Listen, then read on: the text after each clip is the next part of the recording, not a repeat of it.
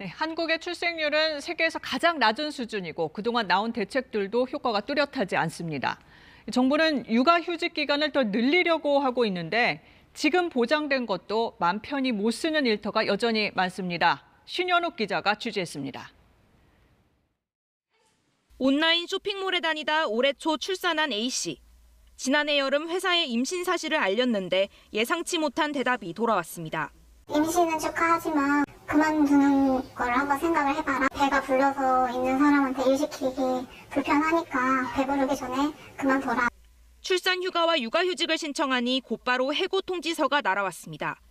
임신으로 인해 회사 사정상 업무가 어렵다. 회사가 제시한 해고 사유였습니다.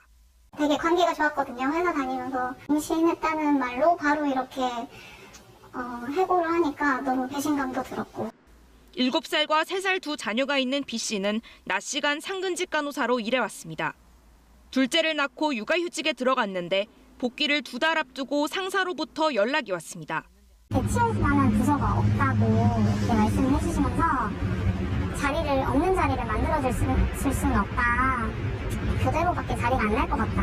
밤 10시 퇴근하는 교대 근무를 하면서 육아를 병행할 수 없어 결국 일을 그만뒀습니다. 남녀고용평등법은 육아휴직으로 인한 해고나 불리한 처우를 금지하고 복귀 시 휴직 전과 같은 업무나 같은 수준의 임금을 지급하도록 하고 있습니다. 하지만 현실은 다릅니다. 육아휴직 사용자의 약 70%가 배치와 승진에서, 약 71%가 보상과 평가에서 차별을 받았다고 답했습니다. 육아휴직 사용을 망설일 수밖에 없습니다. 한 시민단체 조사 결과 육아휴직을 자유롭게 못 쓴다는 답변이 43%가 넘었습니다. 조직 문화를 보고 이제 근로자들이 학습을 하게 되는 거죠. 법에서는 보장하고 있지만은 쉽게 사용을 하겠다라고 말하기가 어려운 상황인 게 또 현실이기도 합니다. 정부는 현재 1년인 육아휴직을 1년 반으로 늘리는 방안을 추진 중입니다. 하지만 일터에선 육아휴직으로 인한 불이익으로부터 근로자를 보호하는 게 우선이란 목소리가 나옵니다. KBS 뉴스 신현욱입니다. 신 기자, 만약에 이제 육아휴직을 냈다가 불이익을 당했다면 구제받을 방법 있습니까? 네, 직무가 바뀌거나 연봉이 깎이는 것처럼 근로조건이 바뀌었다면 고용노동부에 진정을 넣을 수 있습니다. 네. 근로감독관이 법 위반 여부를 판단해서 시정 조치를 내리게 되는데 이걸 이행하지 않으면 사업주는 형사처벌도 가능합니다. 네. 또 육아휴직 때문에 해고를 당했다면 이건 근로기준법상 부당해고에 해당할 수 있습니다. 이 경우에는 각 지역의 노동위원회에 구제 신청을 하는 방안이 있습니다. 그런데 이제 노동자 입장에서 내가 불리한 처우를 당한 건지 아닌지 판단할 수 있는 좀 명확한 기준이 있을까요?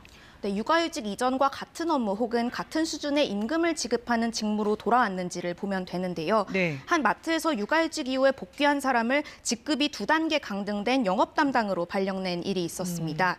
그래도 임금 수준이 같으니까 불리한 처우가 아니라고 사측은 주장을 했는데 네. 법원의 판단은 조금 달랐습니다. 대법원은 임금뿐 아니라 직위의 성격, 권한, 책임 등을 더 포괄적으로 따져서 동일한 업무인지를 봐야 한다고 판시했습니다. 그런데 이제 일터에서 실제로 나중에 구제받는 게 더 어려운 게 현실 아닙니까?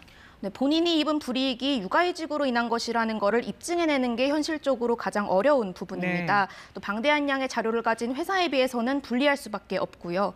그래서 유럽의 주요 국가들은 회사의 조치가 육아휴직 때문인지를 사업주가 직접 입증하도록 법에 명시하고 있습니다. 또 현행법상 불리한 처우의 개념이 모호한데 이걸 더 구체적으로 보완하고 처벌도 강화할 필요가 있습니다. 네, 오늘 여기서 정리하죠. 신 기자 잘 들었습니다.